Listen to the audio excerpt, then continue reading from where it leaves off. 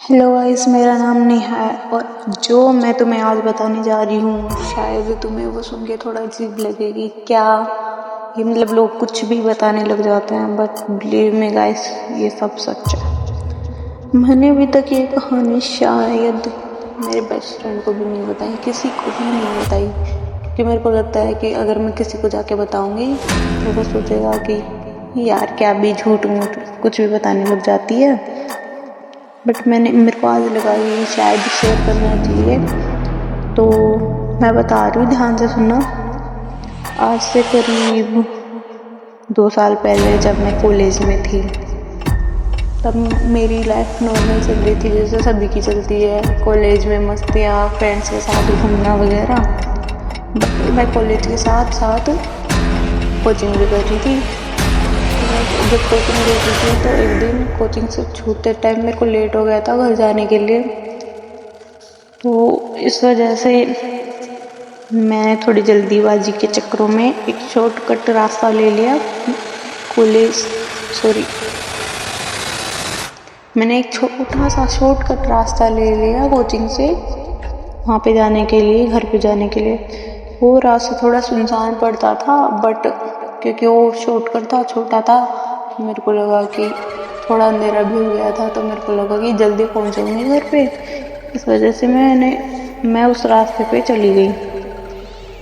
जब मैंने देखा कि वो रियल में बहुत सुनसान था, मतलब ऐसे डरावना सा था, कोई नहीं वहाँ पे, कोई नहीं जा रहा था, मैं अकेली थी। जब मैं उस रास्ते से जा रही थी तो मेरे को ऐसा कुछ फील हुआ जैसे अपने को फील होता है ना, नेगेटिव एनर्जी वगैरह। बट मेरे को ऐसे थोड़ा फील हुआ कि शायद कोई मेरा पीछा कर रहा है, कोई मेरे साथ चल रहा है। बट फिर मैंने मुड़ के देखा तो वहाँ पे कोई नहीं था। मैंने सोचा कि यार मेरा वहम है, ये कुछ भी नहीं है, चुपचाप चल, जल्दी अंधेरा हो गया। इस वजह से मैं थोड़ी आगे बढ़ी थी तो मेरे को ऐसे जैसे अपने कोई पीछे चल रहा है तो ऐसे आवाज़ आ जाती है ना कदमों की, वैसे मेरे को आवाज़ आई। मैंने फिर पीछे मुड़ के देखा तो कोई नहीं था वहाँ पे। बट थोड़े टाइम बाद में ऐसे लगा जैसे किसी ने मेरा हाथ पकड़ लिया। मैं रियल में इतनी कांप गई थी ना, ऐसे धूल गई थी पूरी की पूरी। मेरे हाथ पैर ऐसे जम गए थे, वहाँ से आगे बढ़ ही नहीं रहे थे। फिर मैंने फिर पीछे मुड़ के देखा बहुत हिम्मत जुटा के, तब भी यहाँ पे कोई नहीं था। इतनी डरी मैं उस टाइम पे बहुत ज़्यादा। फिर मैं थोड़ा आगे बढ़ी, मैं और तेज चलने लगी। तभी मेरे को पीछे से आवाज़ आती है कि आज तुम मुझसे नहीं बच पाओगी, आज मैं तुम्हें मार ही डालूंगी। मैं जैसे ही मैंने वो वॉइस सुनी, रियल में आज मैं ऐसे धूज गई, कांप गई। मेरे हाथ पैरों में जवाब दे दिया था। मेरे पैर ऐसे बोल रहे थे कि बस यहीं थम जाए, यहाँ से आगे बढ़ी मत। मैं ऐसे जम गई थी, फ्रीज सी हो गई थी। मैंने जैसे कैसे करके हिम्मत करके मैं दौड़ी। मेरे से जितना दौड़ा जा सकता था उतनी दौड़ी मैं। भागते भागते घर पे पहुंची। मैं हाँप रही थी पूरी। मेरे को हाँपते हुए देख के मेरे मम्मी पापा ने पूछा कि क्या हुआ, हाँप क्यों रही है। मैंने वो सारी बातें बता दी कि मेरे साथ रास्ते में ऐसे ऐसे कुछ हुआ। बट वही बात है ना, घर वाले समझते नहीं है।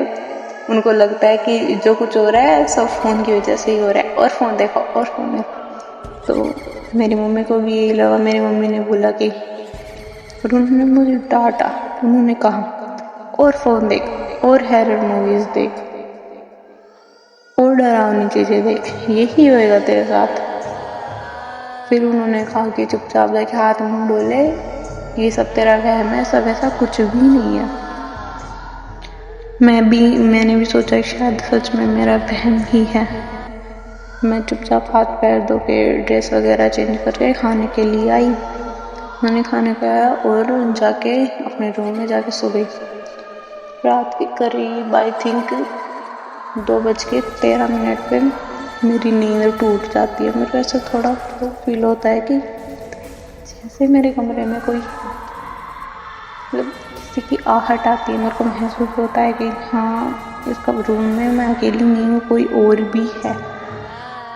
बट मैंने मेरी आँखें नहीं खोली क्योंकि मेरे साथ वो इंसिडेंट हो चुका था और थोड़ा डर भी था, इस वजह से मैंने आँख खोली ही नहीं।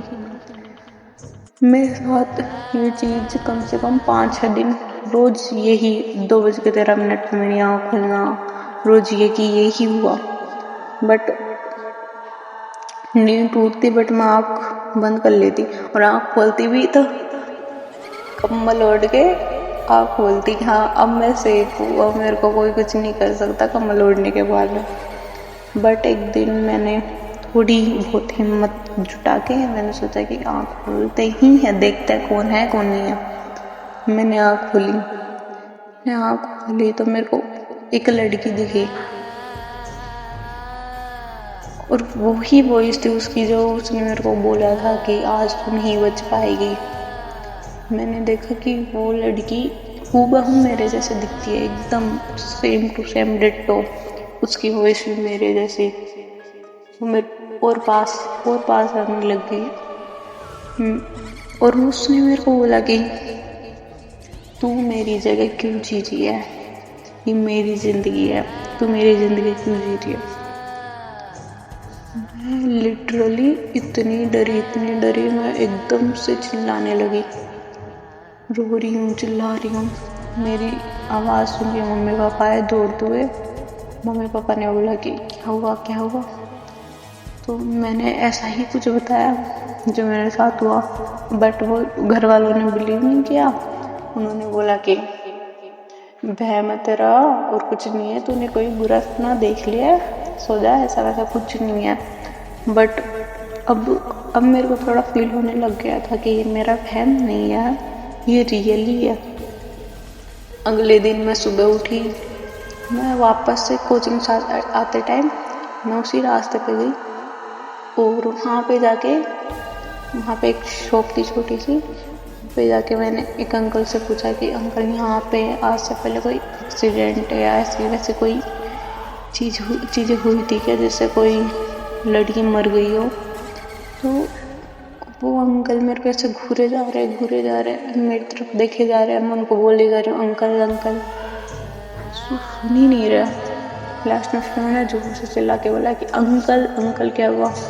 फिर वो बोलते कि हाँ, ऐसे घबराई सी आवाज़ में बोलता हाँ यहाँ पे एक एक्सीडेंट हुआ था 2 साल पहले, मतलब आज से 4 साल पहले एक एक्सीडेंट हुआ था वहाँ पे। तो उन्होंने मेरे को बताया। फिर मैंने पूछा कि अंकल आप ऐसे क्यों बिहेव कर रहे हो, मेरे को ऐसे क्यों दिखे जा रहे हो।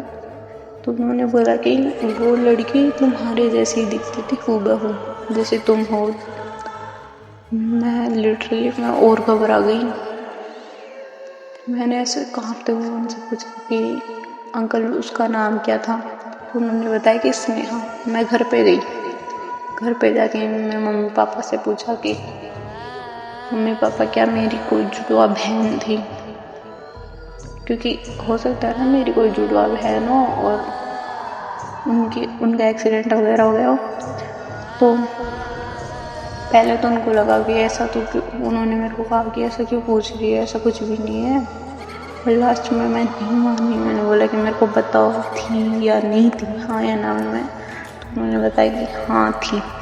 फिर मैंने उनसे पूछा कि उसका नाम क्या था। तो उन्होंने बोला कि स्नेहा।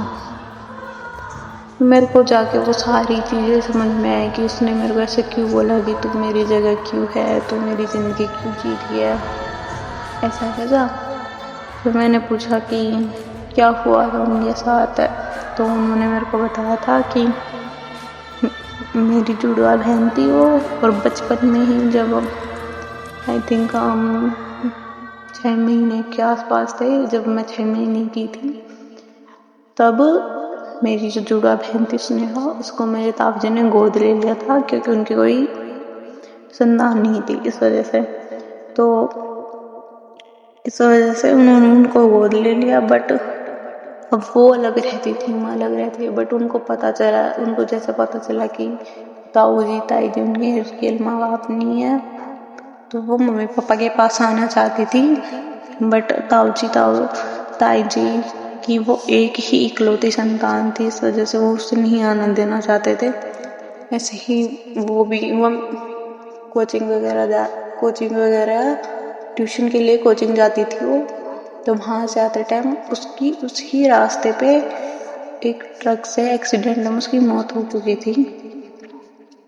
तब से लेके वो आज तक शायद उनको मोक्ष तो क्या ही, बट उनकी आत्मा को शांति नहीं मिली, क्योंकि उनकी जो आखिरी इच्छा थी कि वो अपने मम्मी पापा के साथ रहना चाहती थी, वो नहीं हो पाया। इस वजह से वो मेरे सपने में आई है। फिर मेरे साथ ऐसा कोई इंसिडेंट हुआ, फिर वो उसी रात मेरे सपने में आती है और मेरे को बोलती है कि क्यों आया तेरे को याद, कौन हूँ मैं।